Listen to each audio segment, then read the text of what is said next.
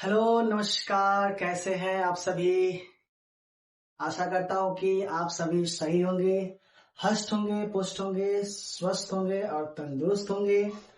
तो आज के इस वीडियो में मैं आपको बताऊंगा क्लास 10th के, ठीक है, क्लास 10th के गोला के बारे में, जो अक्सर 2 या 3 नंबर के क्वेश्चंस के बारे में ये हमेशा पूछा जाता है। गोला, स्फीयर, इसके बारे में आज आप आपको बताएंगे, ठीक है। तो इस गोला के बारे में जानने से पहले आपको यह जानना है कि गोला क्या है। गोला का कुछ फॉर्मूला होता है, कुछ सूत्र होता है।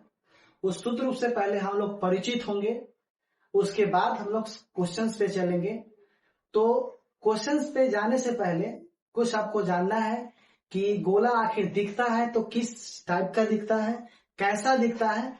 तो चलिए हम लोग देखते हैं कि गोला किस आकार का होता है, कैसा होता है, ठीक है। चलिए तो शुरू करते हैं।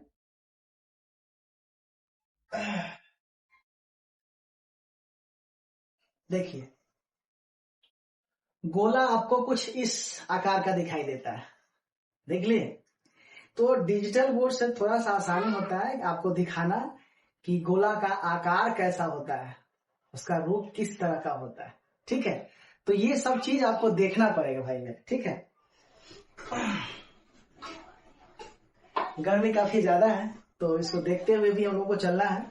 तो आप देखेंगे कि ये जो आपके सामने ये जो गोल टाइप का दिखाई दे रहा है, ये गोला है, ये गोला है। और गोले का जो केंद्र है, जरा ध्यान से देखेंगे, मैं आपको सिर्फ जस्टिफाई करते चलता हूं, ठीक है। ये ध्यान से आप देखेंगे, ये गोला है और गोले का ये सेंटर हो गई ये, और इस सेंटर से इस पॉइंट तक ये इसकी त्रिज्या हो गई ये, ठीक है। ये इसका पृष्ठ होता है। क्योंकि गोला क्या होता है कि 2 अर्ध गोलों को एक साथ रखा जाता है। जैसे देखें कि ये वाला आपका गोला हो गया, तो इसके जस्ट बगल वाले ये आपका अर्धगोला होता है। देखोगे तो कुछ ये अर्धगोला जो है, ये तीर मैंने कुछ आपको दर्शाया है ताकि ये आपको पता चले कि ये जो तीर जो है ये वाला, ये इसका पृष्ठ है। क्या है इसका? ये पृष्ठ है। और यहां से आपको यहां तक ये इसका रेडियस हो गया, ठीक है। आपको मालूम है ना कि त्रिज्या का 2 गुना व्यास होता है और व्यास का आधा क्या होता है? त्रिज्या होता है।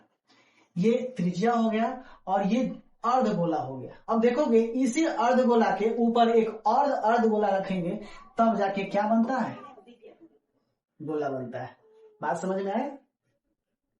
माने एक अर्धगोला के ऊपर दूसरे अर्धगोला को अगर ऊपर से डाल देंगे, देखो ये तो अर्धगोला ये है, ध्यान से देख लेना, ये वाला, और एक ऊपर से भी डाल दिया गया है।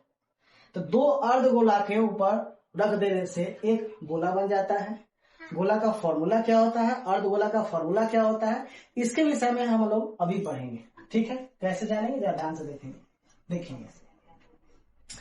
ये मैंने बता दिया था कि आपको समझना है सिर्फ ये जो ये है, ये गोला है, ठीक है, ये गोला।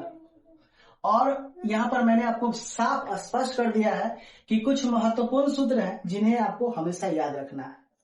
और ये याद इसलिए रखना है क्योंकि जब भी इस क्वेश्चंस को आप बनाएंगे, गोला हो या फिर अर्धगोला हो, तो ये फॉर्मूला आपको याद होने ही चाहिए, मतलब होने चाहिए। अगर ये फॉर्मूला आपको दिमाग में नहीं आता है तो समझ लेना कि भाई ये क्वेश्चन आपसे नहीं बनने वाला है। और एग्जाम में इस चैप्टर से का 2 क्वेश्चन तो पूछ ही लिए जाते हैं, या फिर ऑब्जेक्टिव टाइप क्वेश्चन हो या फिर सब्जेक्टिव टाइप क्वेश्चन, ये क्वेश्चन पूछते हैं, इसमें कहीं से कोई दुराय नहीं है, ठीक है। तो हम लोग पहले चलेंगे गोला का आयतन के बारे में। ध्यान से जरा देखेंगे कि गोला का आयतन क्या होता है? 4/3 पाई r क्यूब होता है। हम आपको आगे बताएंगे कि किस तरह से क्वेश्चन को डील करना है। आप पहले ये समझ लीजिए फॉर्मूला के तौर पे कि गोला का आयतन होता है 4/3 पाई r क्यूब होता है। यदि गोले की त्रिज्या r हो तो उसका क्षेत्रफल जो होता है, संपूर्ण पृष्ठीय क्षेत्रफल, ये होता है 4 पाई r स्क्वायर होता है। तो गोला का क्षेत्रफल होता है 4 पाई, संपूर्ण पूरा का क्षेत्रफल होता है 4 पाई r स्क्वायर, और उसका आयतन होता है 4/3 पाई r क्यूब होता है, ठीक है। अब गोलाकार छिलका का आयतन हो, तो गोलाकार छिलका का आयतन का मतलब क्या होता है कि दो गोला दिया रहे, एक दो गोला में एक दो त्रिज्या दी रहेगी, ठीक है, एक बड़ी त्रिज्या और एक छोटी त्रिज्या। तो जब गोला में दो त्रिज्याएं दी होंगी, एक बड़ी त्रिज्या और एक छोटी त्रिज्या, तो उसका जो आप आयतन निकालेंगे तो वो आयतन 4/3 पाई तो रहेगा ही, ठीक है, लेकिन वो हो जाएगा आर का क्यू माइनस छोटा आर का क्यू। अब पूछोगे सर ये कैसे हो गया, तो जब गोले की त्रिज्या जब हम आर मानेंगे तो बड़े गोले की त्रिज्या आर होगा तो उसका आयतन भी तो यही होगा ना, 4/3 पाई आर क्यू। और छोटे गोले की त्रिज्या यदि आर मानते हैं तो उसका आयतन हो जाएगा 4/3 पाई आर क्यू। और दोनों के छिलका में अंतर निकाल देना है, तो 4/3 पाई और 4/3 पाई दोनों में से कॉमन ले लेंगे तो आर क्यू माइनस क्या हो जाएगा, छोटा आर क्यू हो जाएगा। क्लियर हो गया, आगे चलेंगे।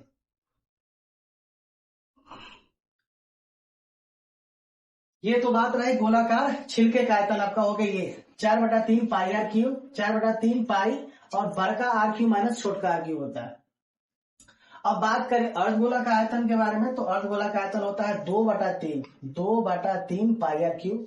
ये वाला ये किसका आयतन है बता देते हैं, ये वाला इसका जो आयतन हो गया, इसका आयतन हो जाएगा 2/3 पाई आर क्यू।